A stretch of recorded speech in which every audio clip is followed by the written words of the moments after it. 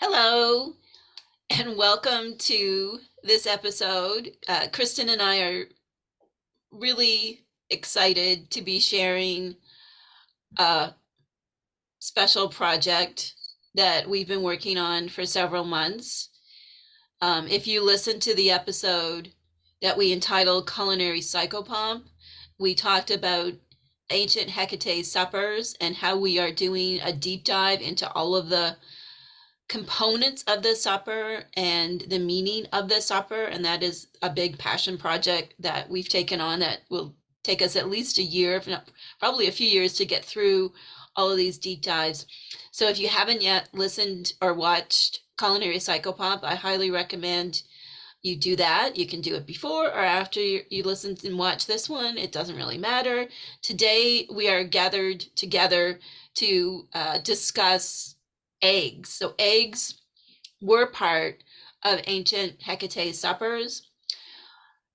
If you are a devotee of Hecate, you may already know that eggs are part of Hecate suppers, and they're typically like a raw whole egg. When we started unpacking these ancient Hecate suppers and asking, like, what did they mean to those who engaged in this ritual? And also, what did all of the ingredients in this supper specifically mean? When we started asking this question, it really like opened up a whole world of like research and rabbit holes. It's spring, so rabbits are hopping all around my property, and Kristen and I would say, like, we love going down these historical rabbit holes to examine what Hecate's supper would have meant to those who actually performed this ritual in the ancients. So today we are cracking the mystery on eggs, why eggs were part of this supper, what eggs meant to those who would have been doing this meal, and why eggs were included. Talking about the themes associated with eggs, the symbolism. So eggs are very liminal. Eggs are also about purification. Eggs are also very nourishing. I think, Kristen, the really interesting thing about the eggs is that, so we've done cakes for Hecate and we've done fish for Hecate. Right. Which to me, they're kind of like the two showpieces of the meal. Mm-hmm. Like, because we know like the fish was expensive and special, and Right. then cakes would have been special too. So we've done the two like big things, and now we're switching into eggs, which for me at least, because eggs are like my primary source of protein. So I eat a lot of eggs. Eggs are very much a part of my everyday life. And to the ancients, Right. it would have been the same thing. Like eggs were part of their everyday life. Yep. So I think that it's different. It's a demarcation from something that was special and unusual, like cake or fish, the type of fish they used, to something that was part of everyday life. And, it was just Easter here. So eggs as a symbol of rebirth are kind of like everywhere in our culture during the Easter season, right? Mhm.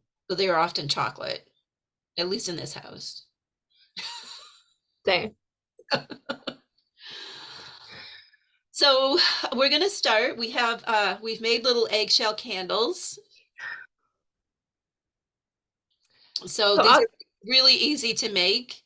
You can just crack an eggshell and drop in. You can do it with the wax, or you can actually just do it by peeling the wrapper off of a little tea light and popping it in to make your own eggshell candles. So let's begin as we always do.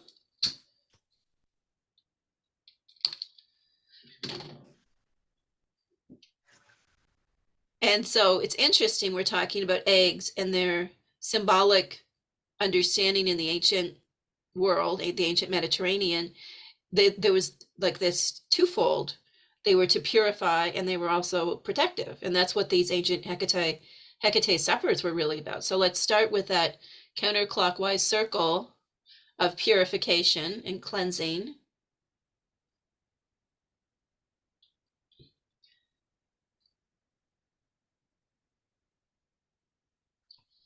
and then cast the circle clockwise to protect, connect.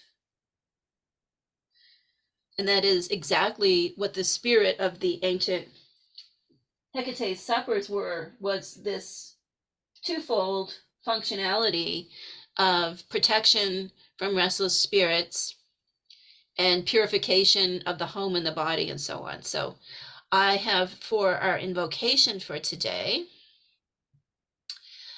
comes from the Psychopomp chapter in Entering Hecate's Cave. Hail Hecate, she who stands at the threshold between the worlds. I bring you a fine meal, knowing that you intend it for the animals and the downtrodden. They, like me, are yours. I feel the restless dead and the haggard spirits gathered in this place. They, like me, are yours. I am embraced by the darkest night, for the moon has covered her face out of respect for you. They, like me, are yours. And that is my attempt to capture what my personal experience of bringing a Hecate's meal to a crossroads is, very much inspired by the ancient practices, and also mindful of, like, while there are many similarities between my modern understanding of Hecate and the ancients, there are also really important cultural differences in how, like, I understand death, the meaning of the crossroads, the element of risk. I live in the country; it's really quite safe for me to do this. So there's all these similarities and also differences. So going deep into, like, an anthropological examination of these Hecate suppers has really been deeply nourishing for me. I feel more connected, to the spirit of Hecate. I don't know. Do you agree with that, Kristen? Absolutely agree with that. Yes. So we And are going to, where are we starting sorry, today? Sorry, go ahead. I'm sorry, Cindy. No, I was just gonna say something about the eggs, like being part of this everyday offering. This was sticking in my head. But they weren't any less important, right? Yeah. We were talking before we started about eggs as an archetype, and you were saying, well, what are eggs? And I was like, well, how do you break down the universe? You know? Yeah. So that, yeah, there's such a depth to it. I don't know. Yeah, then there's so much symbolism even today, because one of the key questions that we ask when we do these deep dives into an aspect of historical practice involving Hecate or another goddess, or we're unraveling a myth or something, we always ask, like, how is this, or is this still alive in the popular culture today? Right. So, like, we've done, like, when I did this series last year with Angela, and we did several goddesses and their mythology, it's like, well, where do we still see this today? Or has it vanished from pop culture? And like you said, like, eggs are the universe. Like, they're a symbol of the universe. Everybody knows, that they're a symbol of rebirth, coming in connection with Easter. So, and then all of the different cultures, which we're going to touch on, like, at the very end, like the different ways of making fancy Easter eggs. Like, eggs are such a universal symbol. Yeah. So they're also there's something that's part of our diet in so many ways, like, so incorporated into the Western diet, right? Like, bread has eggs in it, cakes have, everything has eggs in it, or we're eating eggs, like, and at the same time, like, there is this really rich, symbolic, spiritual energy to an egg. Right. When I asked, like, what is an egg? And you were like, that is, like, the hardest question. I was like, well, what is an egg? I mean, we know, like, nutritionally what an egg is, but, like, an egg is also, like, just a special part of life. Even for Um, us that aren't farmers and don't, have our own eggs, like we're not a part of the whole like cycle of life in terms of, collecting eggs and managing like chickens or ducks or goose or whoever is laying the eggs. Like still like eggs have that kind of specialness to them. There's something deeper about the very common egg. Does that make sense to you? yeah, that makes so much sense. Eggs are like, to me, I kind of see eggs as temenos, Mm. right? And to bring it back to what you said about like seeing this from an ancient lens, I think about, especially the ancient Greeks, how they associated eggs with the underworld. Like they were very liminal, you know, and purifactory, like you said, and protective. And yeah. And so we've got a lot of history to kind of piece together as we crack a little bit into this mystery about why eggs, specifically raw eggs, were included in ancient Hecate suppers. So the first challenge we had, I feel like this was a series of gates. Like I feel like this was, it was almost like I could feel like Hecate smiling and saying, like, if you want to know about the eggs, there are a series of research gates you're going to need to pass through. And each one was a challenge. So the very first challenge was that although it is written in many places, I've written about it in my books, that eggs were included in a Hecate supper in ancient times, and that you might want to do it today. It's written many, many places. Trying to suss out the specific ancient sources that said that a Hecate supper included eggs turned out to be quite a challenge. So one of my favorite source books is a book that's no longer in print called The Goddess Hekate by Stephan Ronan. I think it came out in the 90s. And Mhm. so this is where I would have gotten this information from, that the eggs were part of this meal. And looking in his book, like at the citations, he he used this kind of shorthand for his citations that I'm not a classical scholar, so it can take me a bit to kind of figure out even like what the citation actually says when I kind of take, to figure out what their shorthand meant. So that was the first challenge, is like trying to find the source for the information regarding including eggs in her supper. So the goddess Hecate led me on a loop-de-loop, kind of almost like Hecate's wheel labyrinth, trying to find the original source. Kristen is always happy to take my hand when I say we're going, like, this is not an easy, some things about Hecate are very easy to kind of source. And some things are very difficult. And so Kristen took my hand and we lit the torches and off we went to try to piece together where ancient Greeks or Romans actually said a Hecate supper included eggs. We've come back in one piece from hanging out with Lucian of Samosata. So good old Lucian of Samosata, who lived in the early part of the Common Era, was a satirist, so kind of like the John Oliver of his day. And although there may be other sources that specifically say eggs, and I'm talking about ancient Greek or Roman sources, that eggs were included in Hecate's supper. This is the one that I think we both believe is where certainly Ronan pulled Yeah. his description of a Hecate supper from. And Hmm. then Ronan's book, even though it's out of print, has been super influential in what is commonly written about Hecate Hmm. today. Okay, so Lucian, good old Lucian of Samosata, satirist, funny guy, wrote funny stories, and so on. So this is where specifically you get the reference to a Hecate supper, including eggs. So we've included this here. Um, and we'll make sure we put a link to view the PDF of the slides for anyone who wants to go deeper and actually look at all of our source material.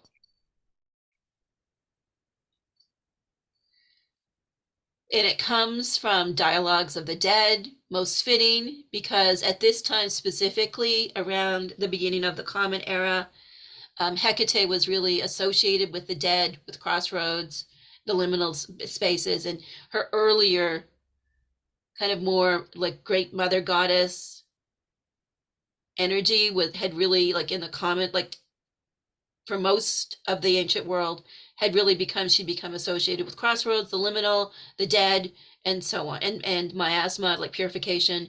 So it's fitting that it's in the Dialogues of the Dead. So there is this quote that says, one of the speakers, this fella is speaking to this other guy, and he says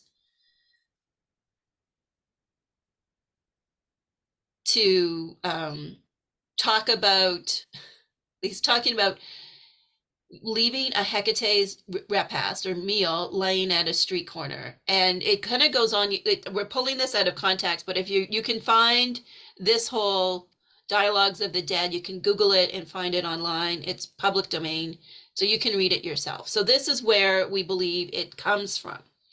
But there was a really interesting question that came from one of the footnotes when we were reading this, which is this business with lustral eggs. So Kristen, maybe you can talk a little bit about the lustral eggs business. Right. Well, first I want to say, I want to say this about Lucian of Samosata being a satirist and this being like the loop-de-loop that we went through to find this information, Cindy. Right? So lustral eggs is kind of like lustral water, like holy water or turnips water, or it's used for purification. And like I said, there's something there that I'm still trying to put my finger on, that eggs were associated with the underworld. And I try to imagine this from like an ancient perspective. And when you crack the egg, it looks like water and the yolk is in the center, and the yolk was associated with sulfur and sulfur was associated with the soul. And so it makes sense that this would be a vessel for like purification to collect miasma. So yeah, And lustral just means basically, sorry, go ahead. Lustral is just basically like holy and cleansing, right? Yeah. Yeah. Purificatory. Yeah. So, and I think, like you said, in their understanding, like eggs were chthonic, they represented the liminal and also the underworld. And we'll be talking more about that. Like there's evidence of eggs being used in burials. And, so there's this element that eggs are associated with death. And I think one of the things that we've been talking about is that like an egg, I have lots of eggs here, like, like an egg is like when we take it and so it can be consumed as food, it is like a life that never gets to happen. Like, even though we see eggs as this powerful symbol of rebirth, it's actually like a death because the bird that would have resulted naturally from the egg, we've interrupted it. So in a sense, it, like, to me, if we think about the ancient world, like how connected they were to like where food came from, they didn't just go to the supermarket to get eggs. It's like they would have been aware, like to consume an egg is basically to consume something that has died. Or never got to have life, right? Does that make sense? Right. Yeah, that makes perfect sense. And I think like in modern life where we're not so connected to like where our food comes from, it's easy to forget. Like chickens don't just lay eggs for us. Like it's part of their natural thing to lay eggs and have more chickens. But we take them to eat them, which is fine. I'm not anti-egg. I am just saying, like in the ancient world, that awareness of what was involved in claiming eggs to eat as opposed to like letting them become chickens Right. Like this was a primary source of nourishment. And like you said, the chickens lay the eggs and that's how you get more chickens, right? Like you're not going to the grocery store picking up a dozen eggs. Right. Right. This was your food source. And if you take the egg from the chicken to eat the eggs, then like you're not going to get a chicken that you can butcher and eat later on. Right. Right. So there's a lot of underworld energy around the innocent looking egg. And it makes sense. Like when I ask the question, like, well, why would they think eggs were so chthonic? It's because like, yeah, when you think what is an egg, that is what an egg is. Mm-hmm. It's more than just an omelet. This is also where I had heard this quote before, and I think you heard this quote before, about rich men used to make offerings to Hecate on the 30th of the month as goddess of roads at street corners, and these offerings were at once pounced upon by the poor, or as here, the cynics. Mm-hmm. And again, keeping in mind that this particular passage, like it's coming from a satire. Mm-hmm.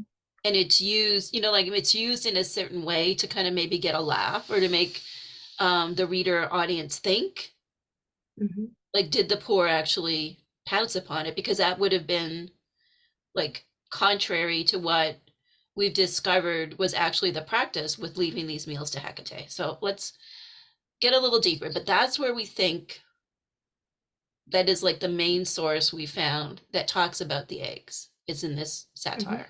Mm-hmm. So let's break down about like why offerings and why were these things offered to Hecate specifically? So keeping in mind that Hecate was so associated with liminal spaces and the crossroads of life and death. So she has this association with the dead, and specifically with the restless dead, and also like spirits, ghosts, all those kinds of things. At this time in the ancient world, this is really how Hecate is understood by some people. So I looked in Sarah Johnson's book on the restless dead to kind of say, what is the context for these suppers? Like, I don't think these suppers were just something that came out of the blue. Usually, anything we do, there is kind of like an etiology that leads us to that practice. So indeed, with this Hecate supper, there was a practice of taking a supper to the dead. So there were the Deipnon rituals to Hecate, and then there's also this idea of taking a supper to the dead. And they were called, and if they were well pleased by it, they were called the Deipnoi, which means like basically well-fed supper. You had a good supper. Mm-hmm. So it reflects the hope that once nourished, the dead would realize that they had nothing to complain about. So these meals to the dead were meant to keep them happy and to keep them from interfering in everyday life. And I think that's very much what part of what the ancient Hecate suppers were about too, is if you brought these meals to Hecate, it was like bringing a meal to the dead, and she would make sure that the problematic dead, the spirits, the ghosts, would not fuss with you for the coming month. So I think we've talked about this a lot while we've been doing this whole Hecate supper project. It's kind of lands on like how different the ancients who performed this ritual, how different they understood death than we do today. Like death was part of their everyday life. Yeah, absolutely. And I don't like, it's not part of my everyday life. Mm-hmm. I mean, when I started to think about it, like eggs, well, like you could see, like, yes, it still is, but in an obvious way. Mm-hmm. And if you eat, like, if a person eats like animal flesh, then that death is part of their everyday life too. But it's just this whole thing about in modern life, we're really disconnected from death. And that makes us very different from how those who were involved in ancient Hecate supper would have experienced death. Like death would have been just part of life. Right. Right. And a side note, I think about a lot of times this was a patropaic or sort of honoring the restless dead, or like maybe what was perceived as like evil spirits, but also a lot of times it was like you know, like you said, the dead were a part of death was a part of everyday life. And I think that a lot of people believe that the dead were with them. And you can read, and I think it may be in the slides here, that often they were offered like water and stuff to like cleanse themselves. And like that's another link that would tie it back to the purifactory egg left as offering. Um, so yeah, it's really fascinating to think about. It is, right? Like in how different, like again in mainstream culture, how different our relationship is with the dead. Like, you know, and how like I would never think of taking water to like my father's grave. Mm-hmm. So, you know, there's all these different practices that we have today compared to then. But we still have the prime need of purifying ourselves and protecting ourselves from bad things.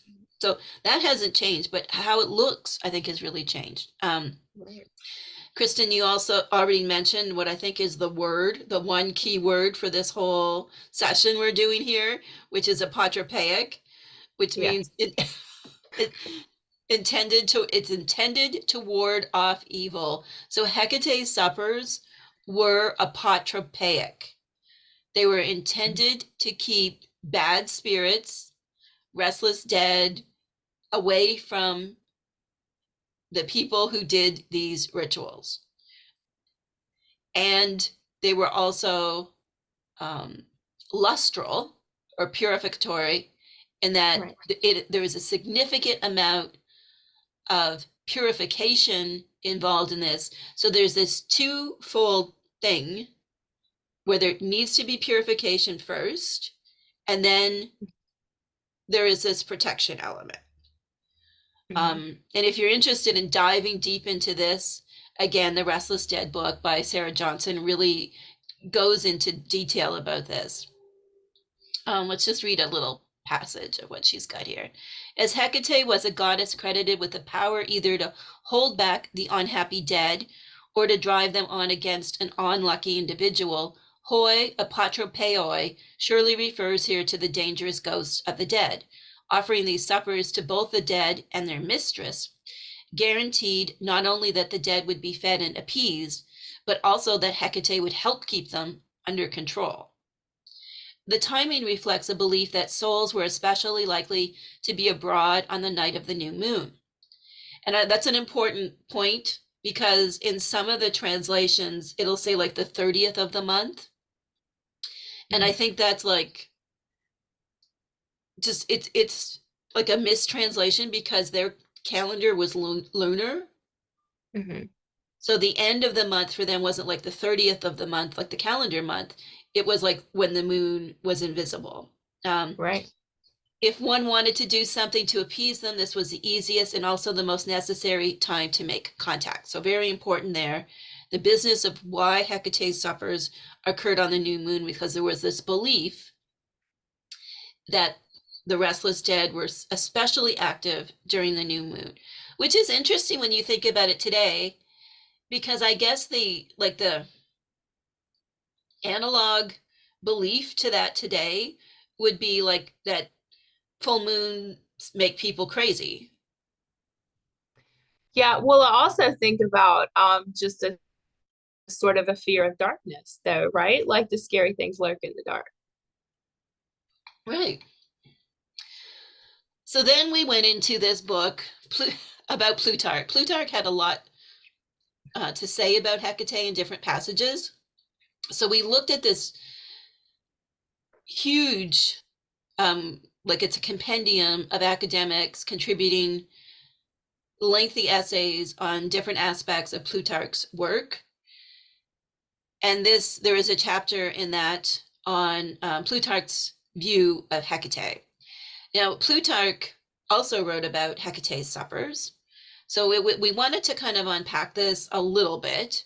And one note we wanted to make from reading this, so of course it repeats the apotropaic aspect, repeats that they were done on the new moon, and also explicitly Dr. Carrasco discusses like the Hecatea, which is something I think we should introduce to this discussion now too.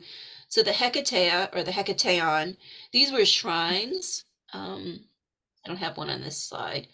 There's one here, you can see them. There's one there. These were shrines that people would have at the threshold to their houses, as in like individual families. And then they would also be like at like the city limits. So at those crossroads where so these were statues of Hecate.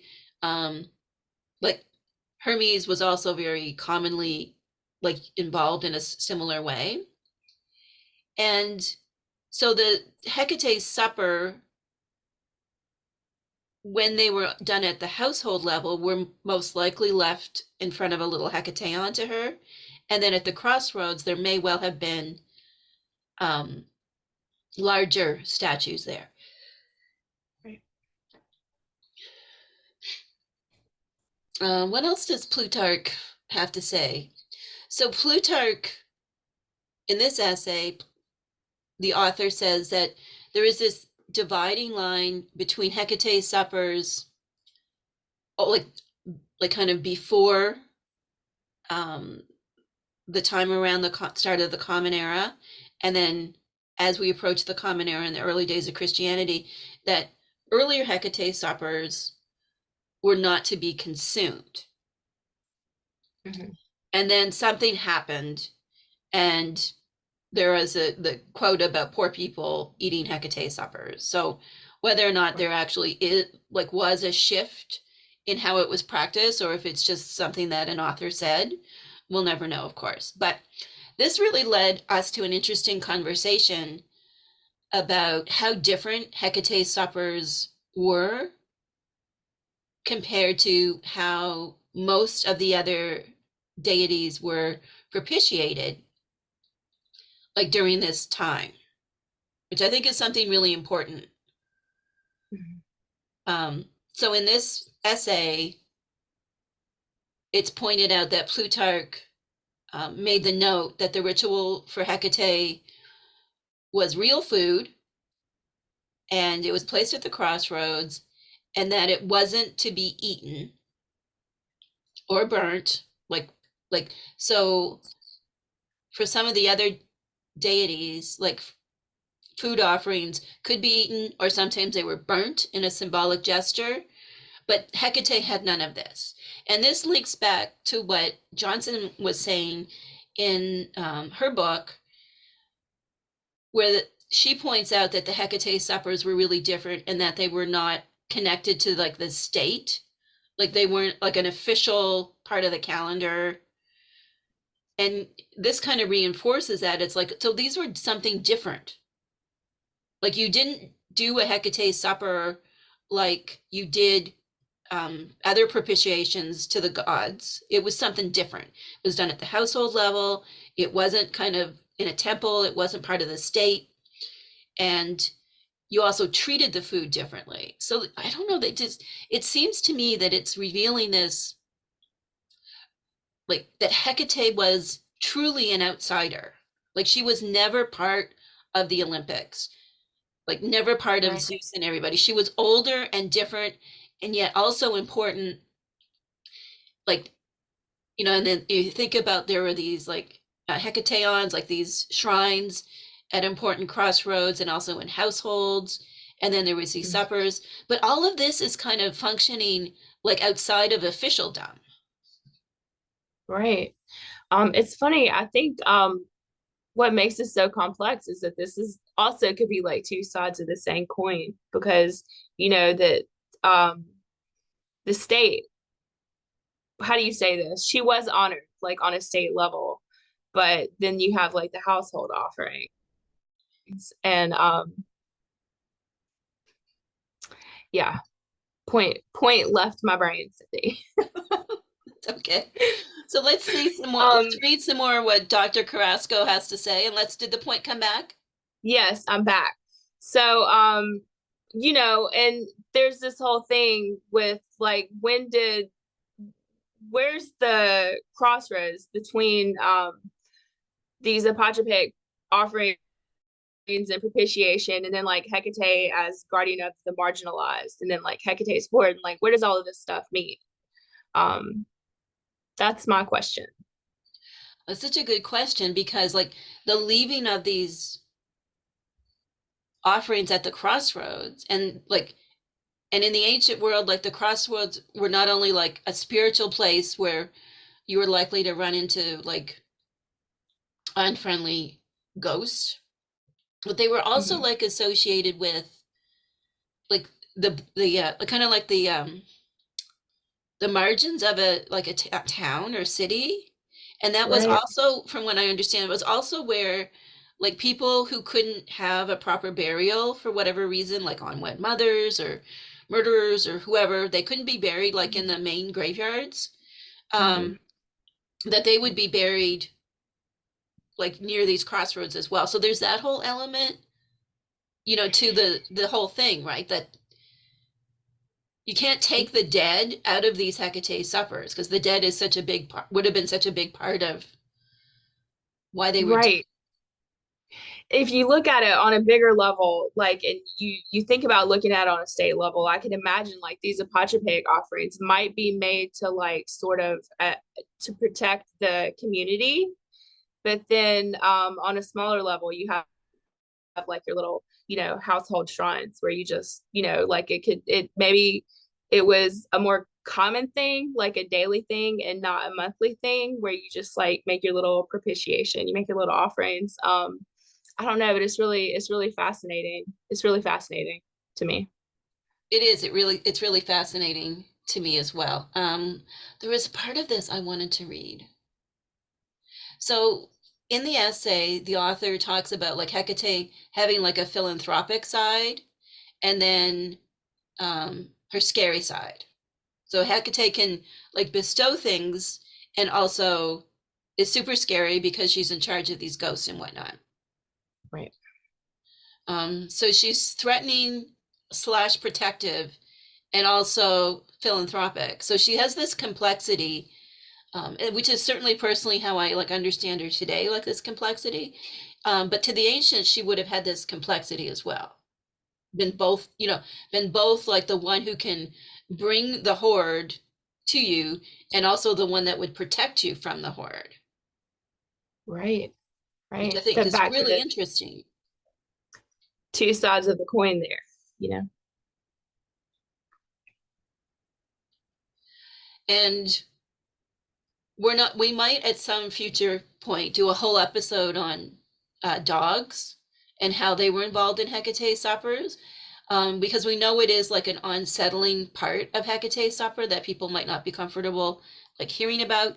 But just to talk about the purification part of these suppers, it was very like part of the suppers was a deeply like purific purificatory ritual that involved the slaughtering of puppies.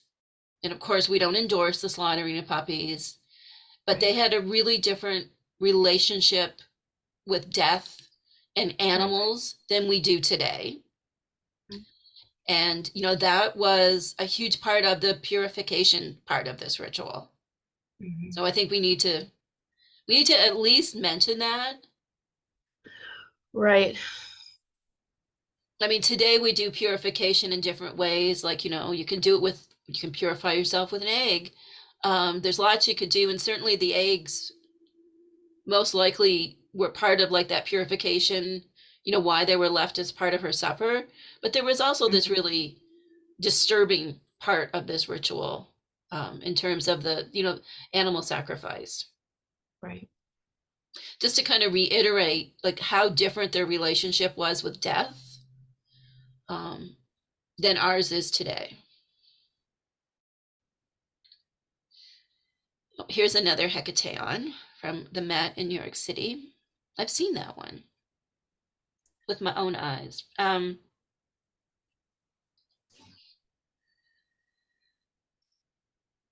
So here, and we're sticking with that same essay on Plutarch's understanding of Hecate.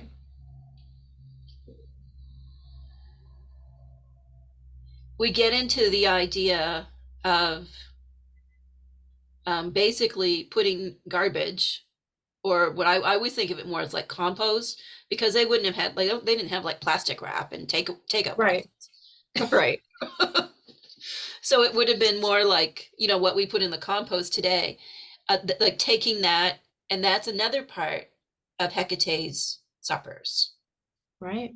which is another kind of, I mean, it's not nearly as disturbing as like puppies being sacrificed, but it's also like, in the past when I've mentioned this, people have said, well, why would I ever give garbage to Hecate?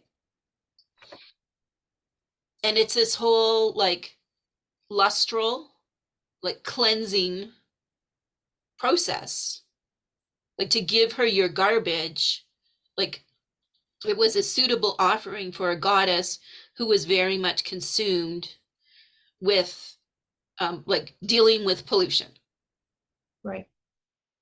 or miasma. So that was also a part. So there's kind of like, there's multiple parts to the Hecate supper ritual, which is one is the actual taking this special meal to the crossroads. There is the purification that goes on before you would do that, which includes like animal slaughter and collecting household waste. So this was a very involved experience. It wasn't just putting a bunch of stuff on a plate and making a charcuterie board and dropping it off at the crossroads. It was a long process that would take several hours. Mm-hmm.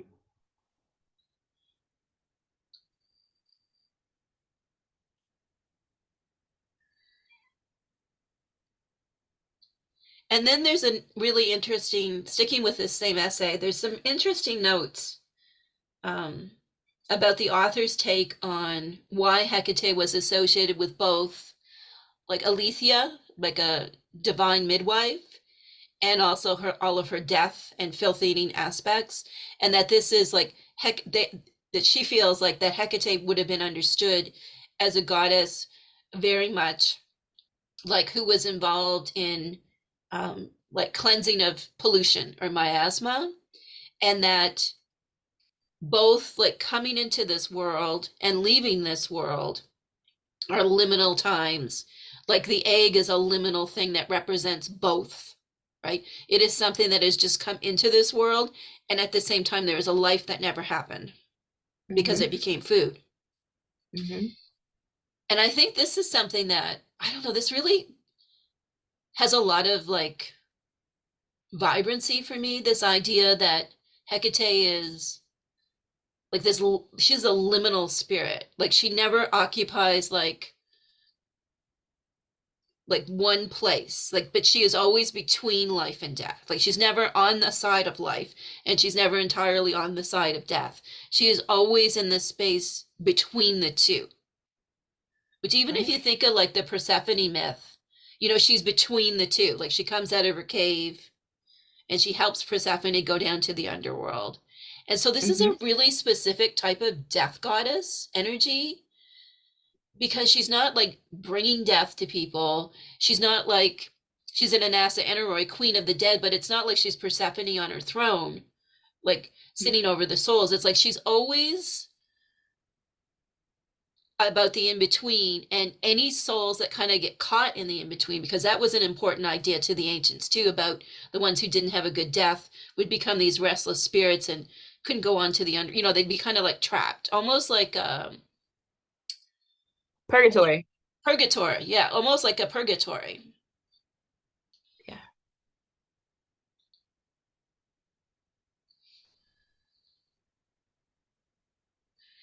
And because ancient curse tablets are wonderful, I wanted to bring in an ancient curse tablet just to kind of reinforce like that Hecate was associated with death and how they understood like ritual and magic at this time. So this is a curse tablet that is to three chthonic deities, Hecate, Artemis, and Hermes. And it is a really great curse tablet that you might be tempted to use yourself. Um, but it is this linking of cursing with the dead, and that there are several examples of Hecate being invoked in these existing curse tablets. And a lot of them, like, it's like the dead are a source of um, this kind of like harmful or baneful magic that you can kind of enlist Hecate's horde of restless spirits to curse Mhm. people, which again I think is really different than when I think of like, popular psychics today. Like, I don't know, there's like some psychics that are on television. There's one fellow who's like a young man, and I've Uh, watched, I don't know if you've ever watched this fella, but like all of them, uh, almost all of the messages he brings from dead people are like good ones. Like the dead people he talks to are not problematic. right, And right. then you kind of look at like ancestral healing. Like we know, I'm thinking of like Mark Wolyn's work on like ancestral healing, like from a psychological perspective. Hmm. And like we know the dead are problematic. Like Right. we know what happened in our own ancestry is often very off, like it can be very beneficial and got us to where we are today. And at the same time, like there can be like a lot of intergenerational trauma transmission, like through our DNA. It doesn't need to be expressed. So it's like the dead are problematic in many Right. ways. Well, this is part of that concept of the restless dead. Like, they have their own baggage. And sometimes we can think like, oh, well, they were such a superstitious lot back then. And of course, like there's not restless dead, who can help us with curse spells, or, restless dead that need to be appeased every month. But like I think it's just like a metaphor for like the work of people like Mark Wolyn and others, that we have these, that the dead have caused us a lot of problems. And in a way, in Right. a psychological sense, they can still be very much with us. I think it's almost, to me, I see like it's a very parallel idea without the supernatural business. Hmm. But there is a very like kind of mysterious aspect to it. It's like, when you think of the research done on the children and grandchildren and great grandchildren of Holocaust survivors, and like these were Holocaust survivors who never ever talked about what happened to them, and yet, their offspring like can have these memories or even have like Right. physical symptoms and ailments. Right. So it's like, I don't really think that this was so superstitious and that they were just like primitive people and, thought ghosts were out to get them. I think this is something that's very real to us. Like the dead, there are restless dead that cause us problems. Right. It's back to bring it back to their relationship with the dead. And I think I don't know, I think most of us, it's a very sort of sanitized thing, and I can't really express how or why, but I know me personally, like I've just kind of always, I grew up having this idea that like when somebody passes, maybe they like get all of the answers, and like, they're cured of the things, and grandpa's not an asshole anymore, and you know what I'm saying. But I think that I would imagine they're just very much like people, like everyday people, the everyday dead, right? Yeah. Like, and I think they had that, like, you're right. It's like, well, they've gone to heaven now. So they're, and it's so beautiful, right? It's like, well, you die and you go to heaven. Or if you're polluted, if you're full of miasma and you didn't do your purification and by becoming a good Christian and you go to hell, like that's bad. I guess that would be the restless dead, but we don't like to think of, after people die, we don't like to think anybody went to hell. Hmm. So I don't know, I'm glad you brought that in because I think that's we have a funny kind of relationship with death today, in that we try to just like Yeah. keep it away from us. And when Right. it does happen to us, like the grieving process Mm-hmm. is, it's also like people don't want to talk about it. Mm-hmm. Like other people who aren't going through grief, if you are like grieving for the loss of someone, we don't have a lot, like there's not a good sense of like, how do I talk to them about their grief? Like we really struggle with death.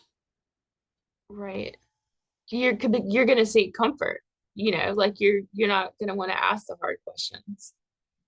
Um, And I kind of like, like in terms of like doing an ancient Hecate supper, like with the intention, like this will appease any restless spirits, whether they're in my family or they're just wandering the streets of the village where I live. Like to me, it right. seems so like cathartic. Mm-hmm. Like Oh if I yeah. do have grief, if my dad is like showing up in my dreams every night, Mm-hmm. doing this ritual might like give me some calm in the dream time even. Right. Right. It's so interesting, right? Like this whole like why would they do something like this? Um, so now we're gonna kind of shift from the broader perspective of like what was a Hecate supper all about and why might they have done it, to really talking about the importance of purification. So we've talked a lot about the idea of the cleansing of pollution, that was a huge part of this. Hecate could cleanse you of pollution and protect you. So eggs specifically have this really rich history of being used in the same way. And there is this great book called Miasma, Pollution and Purification in Early Greek Religion, that was published in the 90s, that we really used as a source book to help us understand how the ancient Greeks would have understood eggs. And our word, if apotropaic and lustral are two of the key words that we've thrown around, we have a new one, eschatological, which means it concerns death, but also it's more of a theological perspective towards death. So eschatological is our third keyword for this talk. I think the big thing that you and I maybe went in was thinking that we could find an answer to why eggs. Right. We found this book, and in this book, Parker even says we don't know why. And we don't know specifically what they did with them. But we're closer to understanding. But we're closer to understanding. So some of the things that he talks about that are known is that the commonest. So we're just going to read a few points from these slides from this book. The commonest substance into which evil was transferred by a process that is nowhere made explicit was the egg. And so including that in Hecate's supper makes a lot of sense, because in their understanding, in religion, the egg was about a place where evil landed. So whether you took the egg and perhaps they did like an egg cleanse for themselves first with it, we don't know. But like that the egg itself somehow, although the exact like rituals that were done, the egg itself was like a trap for evil spirits, which I think is so interesting. Yeah. Do you think it was like it might have had something to do with like the egg is life averted, so there's like an emptiness to the egg? I don't know. This is one of those rabbit holes that I haven't quite climbed out of.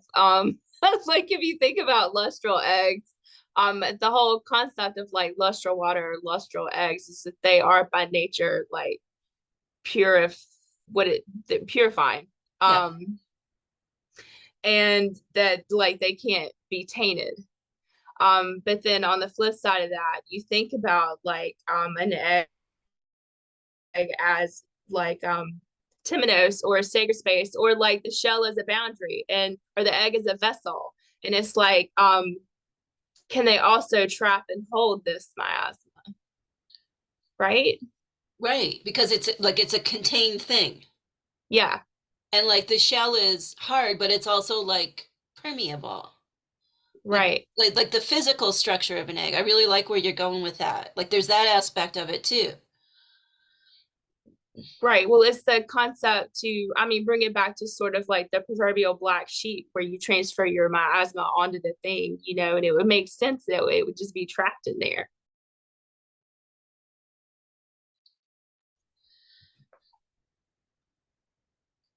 So, So this book talks about all of the different things that were used in purification, um, and includes like so I'll just read this little section. Diphilus melampus employs torch, squill, pitch, sulfur, and seawater all together, and other texts show a similar profusion. The rites were accompanied by incantations, which probably comprised of formulas of transference. May the evil pass into this egg. An analogy, as I wash off this mud, so may, as well as more mysterious matters. Expressions sometimes occur which suggest that an incantation could be a purification in itself. So there is this whole business about like evil, like a simple incantation into the egg where evil would pass into it. And again, thinking back like that, Hecate was not evil herself, but she was associated with being able to control evil spirits. mm-hmm. So it's like, okay, there's makes more sense. Why eggs? Because eggs would have been known in religious practice as having this very specific functionality. Can I say something else to support this? If you look at the bottom right, we're coming back to Lucian, the satirist, saying after use, the cathartic eggs were still edible, which, like you said, satire, like that, maybe like a very tongue-in-cheek comment and support the fact that they were vessels for miasma. Yeah, and like what would have Lucian meant by that? But like you said, it was satire. It was meant to be comedy. Mm-hmm. So it's like you've done this purification where you've transferred miasma pollution into the egg, whether it's from like your own self, your home, or like evil spirits. Um, and then he's saying like, oh, you can eat the cathartic egg. You can eat the egg that has all of this energy in it, but I don't know if he would have been serious about that. I think it was probably a joke. It could be like if someone was so pompous and pious, it was like, like when people say like so and so shit doesn't stink, Mm-hmm. it could kind of be like, oh yeah, you could eat that Yeah. egg full of miasma and whatnot, because aren't you just so holy and precious? Right. Yeah. It could be that kind of thing. Um, what else do we have in this book? So there's lots of detailed descriptions about doing things that I would never think of doing. But of course, Plato has to get involved in this conversation at some point. So he does talk about the doctrine of Plato, and this idea of cleansing and purity. And this really was a big idea, a really important idea, like in this era in ancient Greece. The Mm-hmm. Romans, of course, carried on this idea, like being pure, like whether it's, Yeah.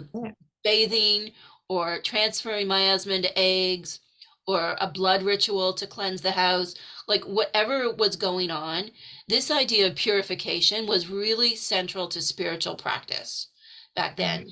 And you and I have talked about like if this is like something that's archetypal, that humans have a need to purify in both like a physical, like let's clean the house, and spiritual sense, like where is that in kind of mainstream culture today. And I said something that kind of got a gasp out of you.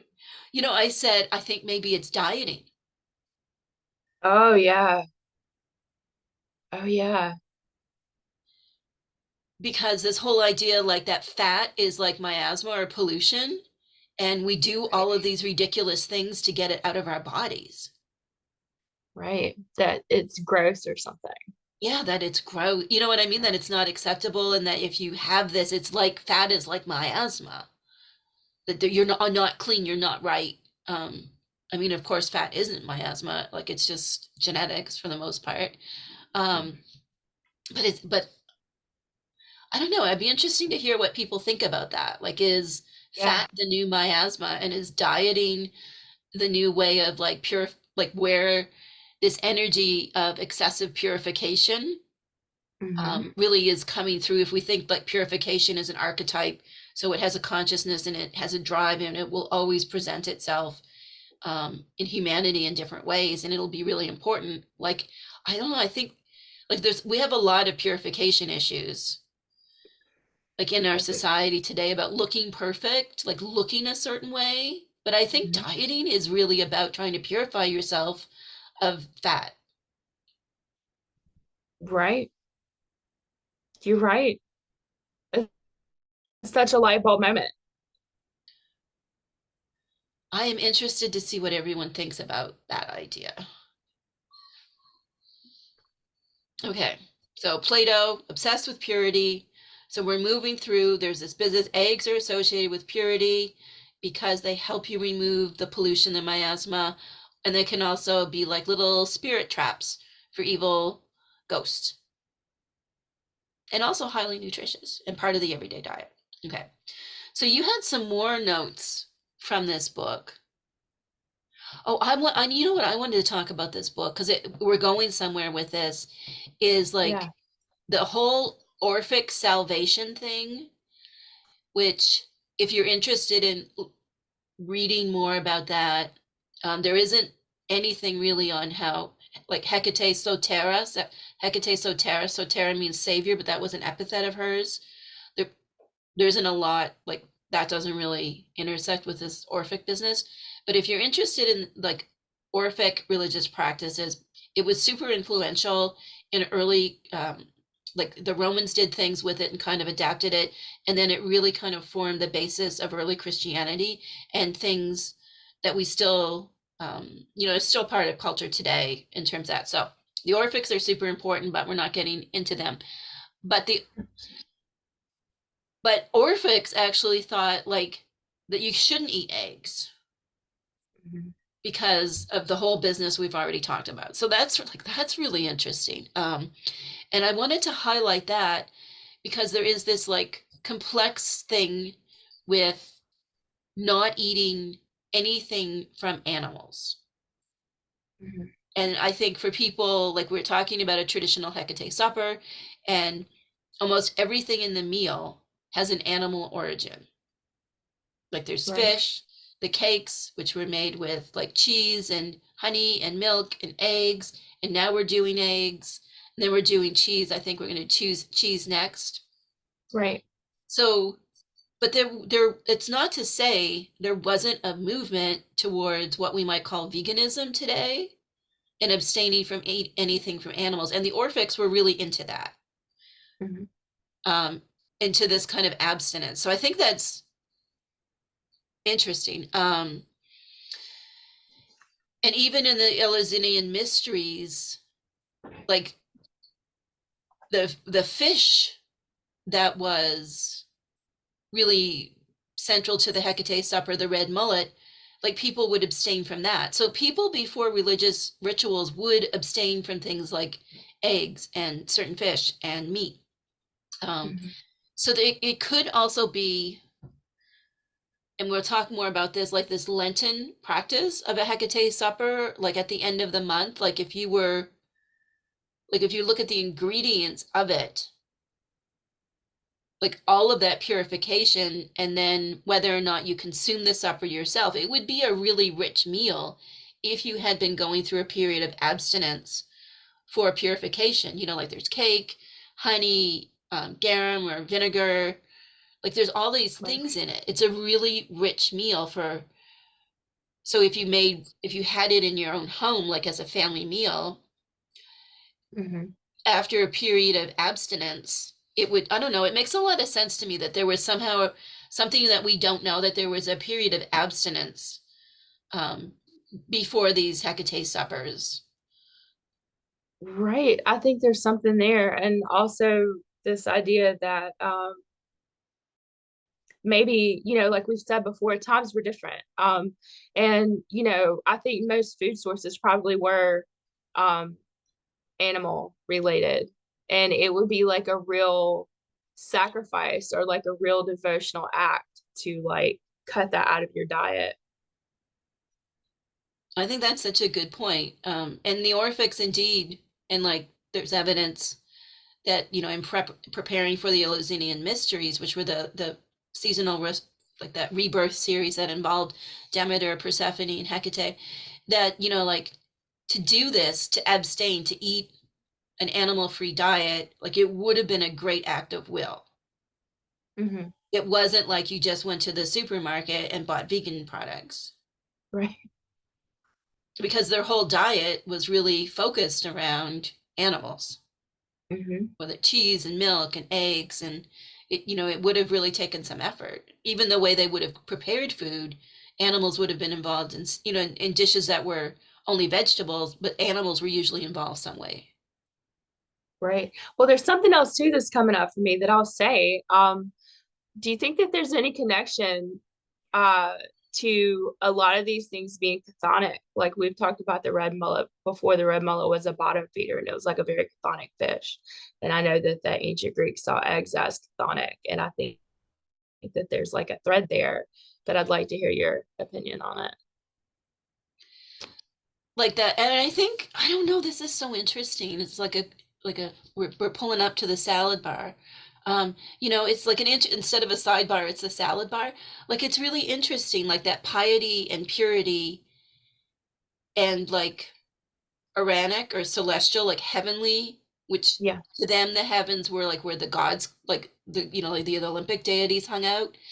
Like that kind of ascension mentality, like that Plato, I think, spoke about, and that certainly in Orphism would have been important. Like, is this transmigration, like the soul is going somewhere, in that through abstaining from chthonic things, like things of the Mm-hmm. earth. Like, chthonic means of the earth, which is weird that Mm-hmm. it's not applied to vegetables, but let's just stay with that Right. idea for a minute. Um, but that animals were chthonic, but vegetables were not. Yeah. Um, and this whole, even today, in different, like I'm thinking of like maybe Christian monks or other monks who live like a very simple life and have a very simple diet. Like it's kind of like a continuance of that. Mm-hmm. And then like even the popularity of modern veganism as a form of purification, like in getting all the toxins out of your body from an animal-based diet. Mm-hmm. Like you can kind of see like this is still something that's with us. This idea that animal products are chthonic and therefore to do with the underworld, Mm-hmm. and perhaps like things that need to be abstained from. Mm-hmm. Well, they're also associated with like death and suffering. Um, Right. And so it's like if you want to be focused on like purity and ascension, um, like to disconnect yourself with from death and suffering. I think that's probably why vegetables aren't chthonic, because no one has to yeah, die for them. that would make sense. Vegetables and grains would not be chthonic. Okay. You wanted to include this footnote from the book. What were your thoughts on this footnote? I did. So you're gonna get to this later, I think, with we may have to come back to this with the lustral eggs thrown into a fountain or a well. Um, and I think you did some research on this, but I noticed that there's a little footnote here, and this was the Robert Parker book. And it says something along the lines of, catharmos is a word that we haven't brought up that basically means like a deep, deep cleansing. And so this says catharmata, uh, thrown into a fountain at, how do you say this, Cindy? Lousoi, Lusoi. Yeah, that's how I would say it. Yeah, whence all who drink from it hate wine. I don't, there's just something about the egg in the fountain. And like, is that a lustral thing? Is that a purification thing? Like, what is that? But I just wanted to highlight it because I know it's going to come up again later on in the slides. Definitely. And also like wells as being these portals to the underworld.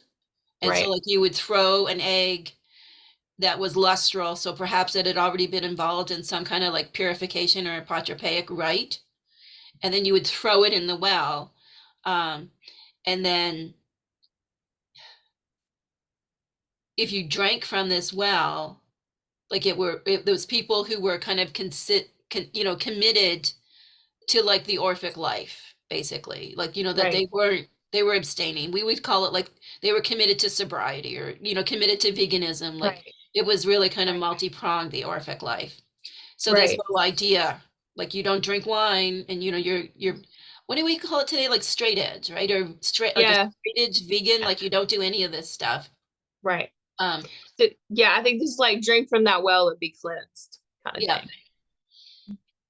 Which again, there's that double idea that you throw the thing in there that contains the miasma, and somehow like the well has magical powers that like amplify the cleansing power of the egg, but that like the miasma contained in the egg, like it never kind of pollutes the water, which I find kind of confusing.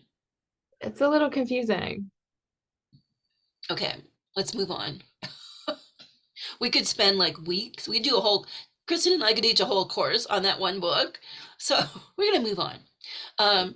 We wanted to quickly just talk a little bit about like some, I would say like some misinformation or some Mhm. like strange takes on Hecate that kind of float around.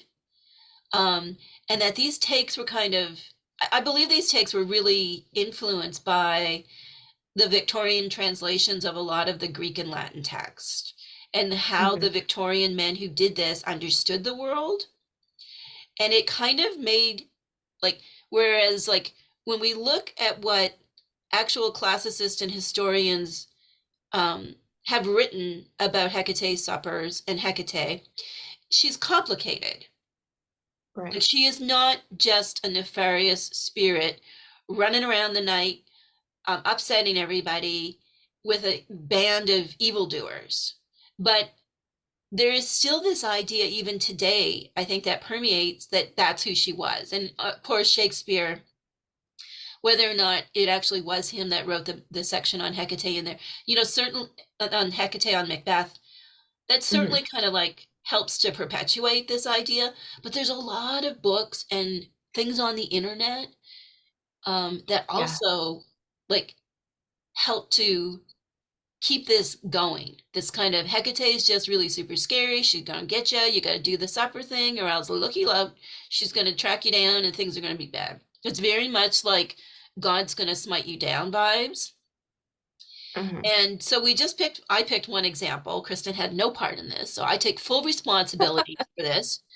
Um, so there's this book by a folklorist um, that talks about who Hecate was, and right from the get-go, and again, like there's so much misinformation. Hecate's Right. married to Hades. No, she's not. Um, and but he does talk about Hecate's suppers and placate her if and when she appeared with her hounds of hell. And like hellhounds to us is something really different than to the ancient Greeks and Romans. First of all, they're like, like Tartaros would have been their hell, like, which is a very specific part of the underworld. Mhm. But Hecate was not at all like her hellhounds were about liminality and getting in and out of the underworld and weren't like this. So it's like trying to make Hecate in this to this monster thing that Right. it bugs me. It's like, yes, Yeah. she has scary aspects, but if you are trying to be historically accurate at all, and do the work, then you'll see like it's more complicated than that.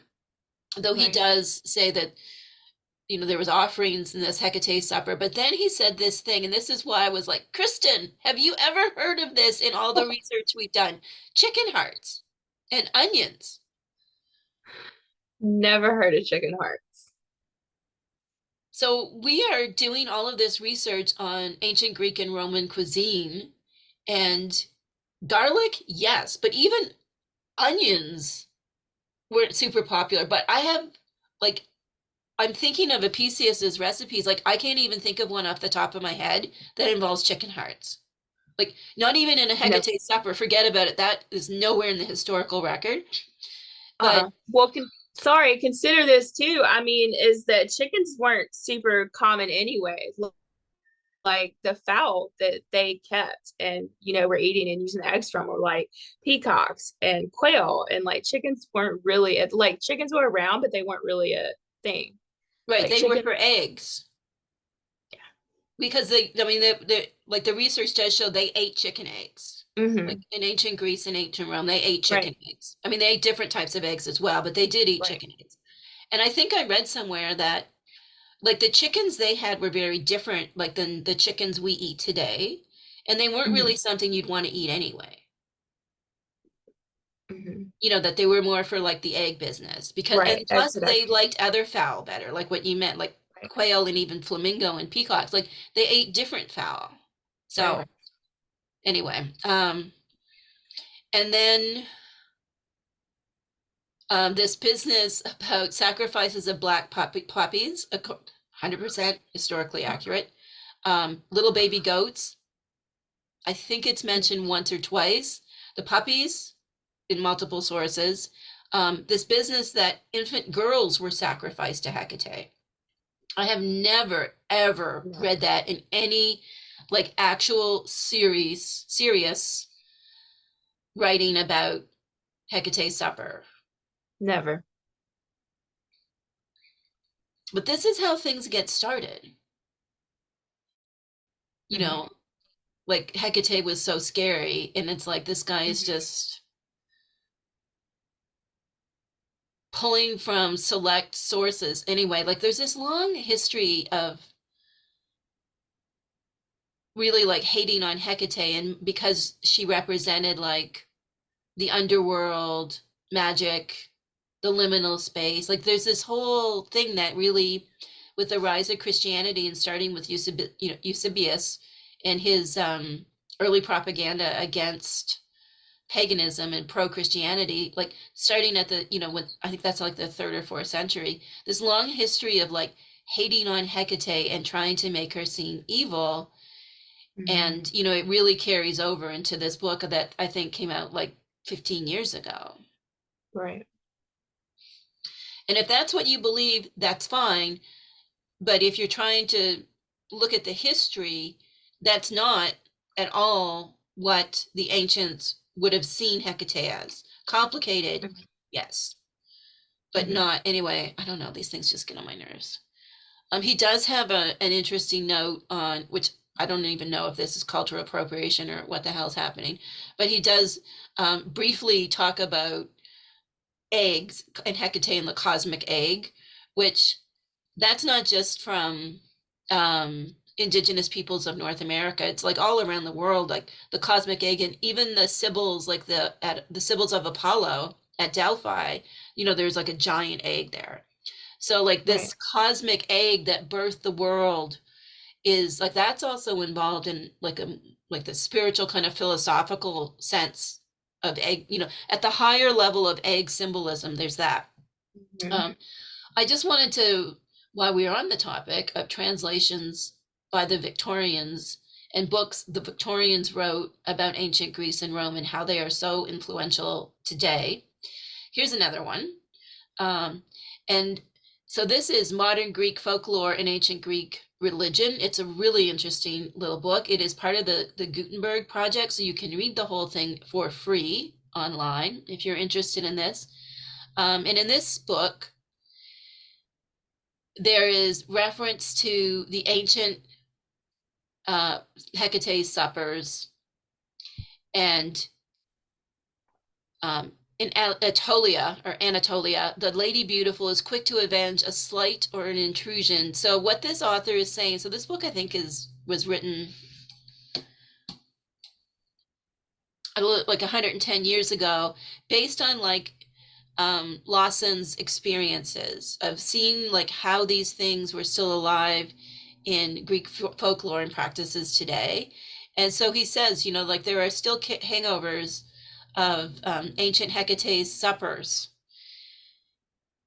in practices that he saw in the ancient Mediterranean, in modern Greece, that were based in the practices that come all the way from ancient days. And then he also makes an interesting connection with Lent, which, given that we've just gone through Easter when we're recording this, and to me, it's like Lent is this period where you abstain from most animal products, but also like other things like olive oil, that this is like connected to the Orphic practice of abstaining from these things, or what went on at the Eleusinian mysteries, and that just situating that beside like that all of these things were offered to Hecate.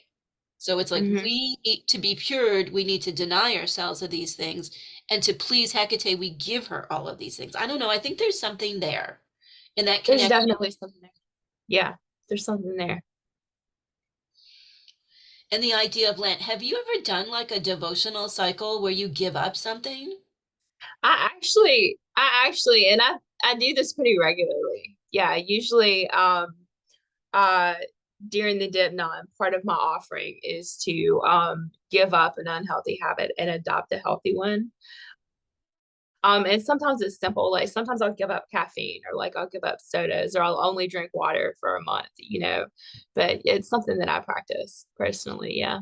Yeah, I do that a lot too. And again, that's like purification, right? That's lustral. Like if Yeah. you're giving up something that pollutes your body, like so it gives, it gets back into that energy. I do that a lot too. Like I don't drink caffeine, but I will do something in my diet, like, low sugar for a month, or none of this for a month, or no chips for a month. Like I will just, Right. I don't know, for me, like because Hecate supper is so associated with food, I like to do something with food most months. Though sometimes I'll do it with something more personal, like I don't know, I'll do squats every day or something Right. that I wouldn't normally do. I do that too. Do the squats instead of eating the peanut butter straight from the jar. Right. Which links us back to what the Orphics were doing. And it's not to say that like Hecate suppers were linked directly to the Orphics. It's just to kind of like to give us a landscape for understanding what might have been going through their minds based on what was common in their society at the time. Okay. So we're gonna spend the next little bit as we wind down this talk, kind of making some links between eggs and Hecate's supper and Christianity. Like I said, it was recently Easter when we're recording this, and we've been having a lot of talks about this because eggs are really central. If you are watching and you can see like Jesus on the egg here, and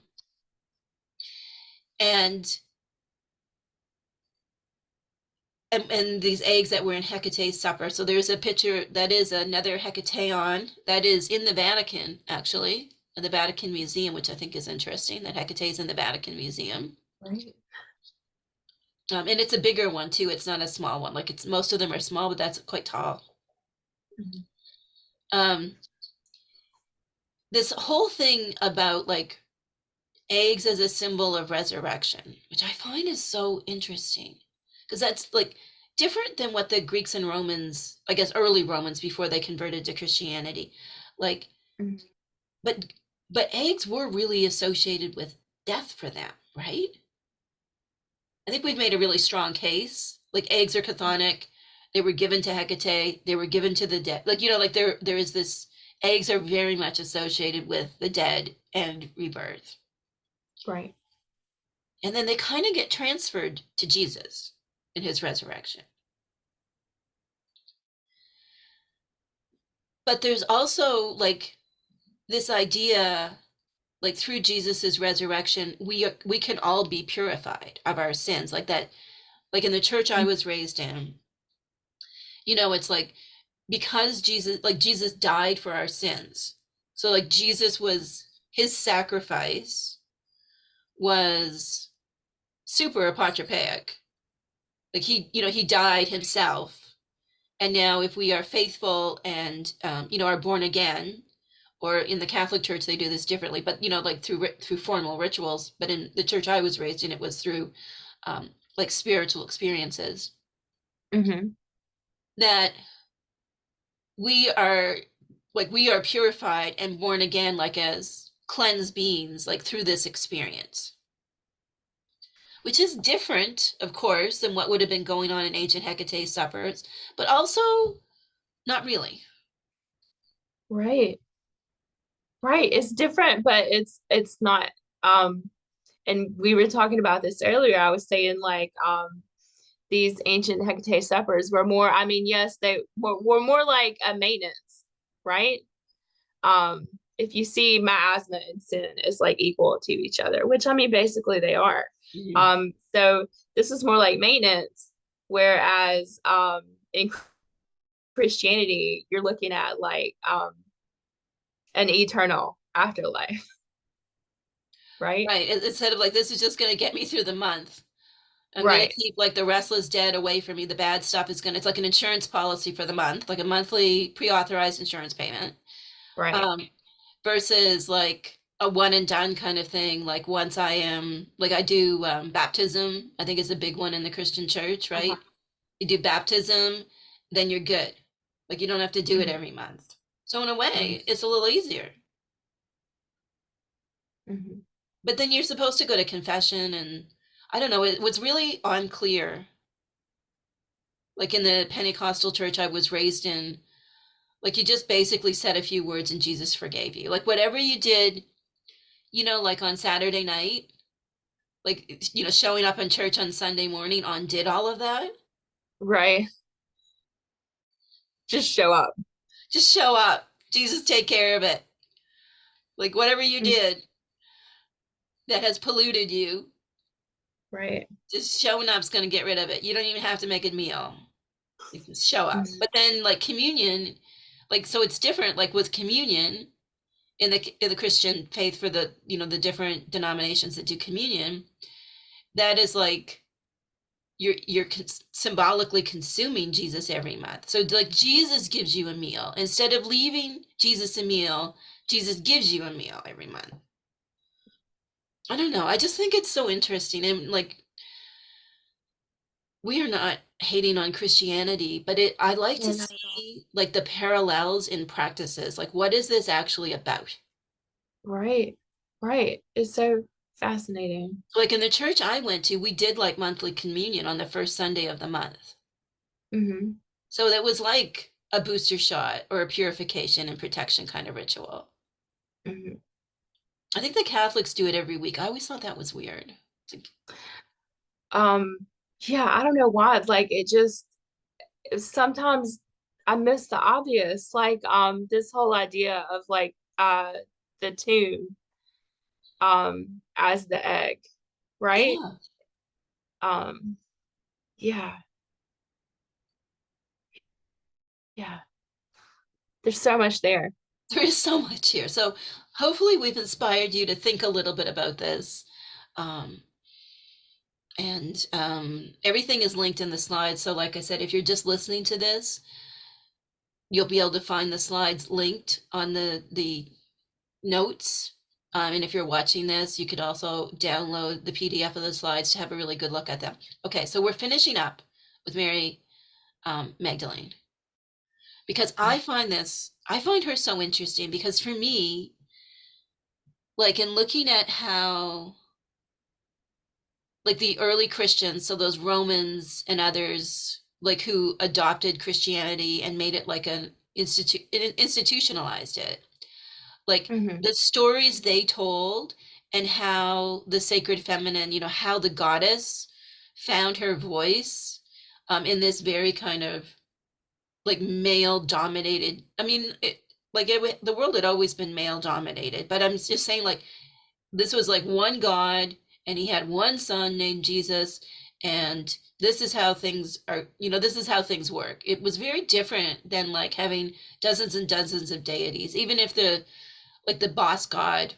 was a guy, there was a lot of female deities floating around. And in Christianity, of course, like the saints in Catholicism can be like an analog of a way where the sacred feminine, finds her expression. But in the Mhm. Bible, there is like the story of the three Marys. So I won't get too much into that story, but there's Mary, Jesus's mother. Everybody knows her. And we did an episode at Christmas time about the Black Madonna. So if you haven't seen that, you might want to go back and watch that. But Mary Magdalene, she's just an endlessly intriguing character for me, Agreed. because it's like sometimes I think I could spend years studying her, like the way I've Hmm. studied Hecate, because like I want to actually look at the Greek of the New Testament where she is described, and I want to Hmm. actually know the words that were used to describe, like, for her story, compared Right. to like how it was translated into English, like in the King James version, for example. Like I want to know how much spin Right. doctoring has been done on that. Because I know, like, even things I've like just little things about the Bible that I've been curious about, when you actually look at the Greek, it's like, oh, that's not what that was said at all. Like Jesus, like sin is something completely different. It's basically miasma. But then sin became this Yes. whole, I mean, it is like miasma, but it's like the whole idea, Jesus was talking about purifying yourself. It wasn't like you were going to hell because you had sex with your boyfriend in the car when you were 16 and you weren't married. Like it's a very different thing that Jesus was saying. Right. When you actually look at the Greek. So Mary Magdalene, like I feel like I could dedicate a huge chunk of my life to her. I wanted Hmm. to bring her in because, of course, when we're talking about these Hecate suppers and eggs, we're talking about um, propitiation, but we're really talking about like apotropaic magic and cleansing rituals for getting rid of miasma or pollution. And where in the popular translations of the New Testament, she is portrayed like as this reformed um, sex worker, basically, Hmm. who gets the shine on for Jesus. Um, and then, like in early, this is where things get really interesting. And then in early Christian lore, she becomes like a disciple of Jesus and evangelizes Jesus throughout the ancient Roman Empire. Like there's a lot, I know there's a lot to take in. Like there's also like there's kind of like that surface level interpretation where, okay, so she was a woman in charge of her own sexuality. Jesus came to town, fixed her of that. She became chaste and went around saying everybody should join the Jesus Club. Um, but there's also like she has agency in this story. Like it's a really it's like Mary Magdalene is like Hecate, that she's super complicated. Right. Um, so I featured these pictures. So one is more like historical, and one is a modern icon of Mary Magdalene, and she is often portrayed with having an egg. And there is a cool story that we're winding things down here. So there's this really cool story. I'll just take a few seconds on it. Where so Mary Magdalene is off like spreading the good word of Jesus, and she gets to who is it? The Roman Empire at the emperor at the time. All right, Hit, yeah. Hit a wall. what's his name? He hit a wall too. It's like, what is his Yeah. name? Okay, doesn't matter what his name is. Off she goes. She gives him. He says, this emperor guy says, "I will never ever become a Christian. You're foolish." And she gives him an egg, and he says, "Christ has no more risen than this egg is red," and that poof, the egg turned red. We could do probably at least 60 minutes on how the egg could have turned red. Had a little bit of red mullet juice on it. Um, Mm. So, and then there's also the thing where when Jesus was in the tomb before he was resurrected, that Mary Magdalene brought eggs, cooked eggs, to Jesus. So there's all this business with Mary Magdalene and eggs, specifically red eggs. And you've done like some initial research on that, right? Like that the red egg thing, like it didn't start with this story, it was much older. Yeah, it is much older, and it's something I'm, you know, yeah, I've done a lot of research and I haven't found a lot of results, but I did trace the red eggs back to ancient Greece. And they were used as a form of protection. And that's all that I know. That's all that I've been able to find. So there is, so I was like, well, have Christians used eggs like this, like as a form of this ancient use of eggs where it's like they get the miasma? So indeed, for the Roman ritual, which comes from 1610, there is like a blessing, like this idea of blessing eggs. And so eggs are really like, eggs didn't stop being treated the same way when Christianity became dominant in the West. It's just, it looks a little bit different what we do with eggs. Mhm. That's just like the picture is my take on like one of the Roman kind of polenta egg dishes. That's what that is. Um, So here, if you want to go more into the history of the Easter eggs, you can see the link here. I love these eggs. They're gorgeous. Very And gorgeous. there's lots about Easter eggs and so on. I wanted to just finish with a couple of notes that are things that we found just to kind of reinforce this idea about eggs being used, that they were chthonic, that they were used in burial rites, and that this kind of solidifies Hecate's role as the liminal one who brought souls both to and from this world. So this is a really interesting piece of archaeology that was found, that these 1700-year-old Roman eggs were discovered by archaeologists recently. I don't know, I found this super fascinating that eggs could live for 1700 years, and indeed Yeah. they have. Yeah. And they were thrown in wells. So that links way back to what Kristen found in the book by Parker Mm-hmm. on miasma and how eggs were thrown into wells for cleansing. Mm-hmm.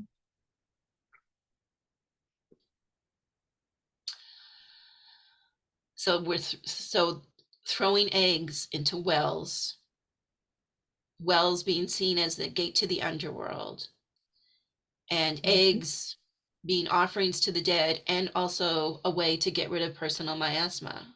So interesting.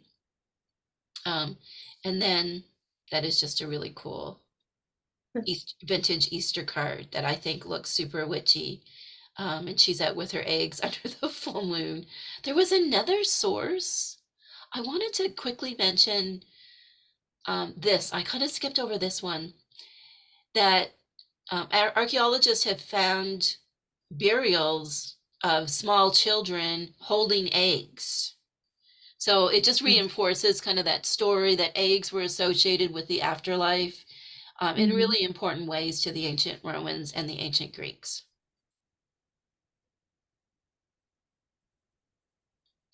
Maybe we'll end with this quote. The egg, Swedish philologist M.P. Nelson wrote in his 1907 book on eggs in ancient times, is an apparently animate and inert substance that carries within itself a potent principle of life, and that which has a special vital power must perforce awake or enhance the vital powers of those to whom it is offered. The egg was very important to the ancients, and I hope this has inspired you to maybe connect with doing your own Hecate's supper, to see eggs a little bit differently, maybe even learn how to do like a cleansing ritual yourself. We talked to someone whose cultural practice includes like an egg cleansing. So you can look that up online as well. Eggs are really fascinating. And I guess our ultimate hope in doing this is to just share the richness of food as something that is deeply spiritual and transformative and much more than just something we eat to get nutrition. Yes. Thanks so much for watching.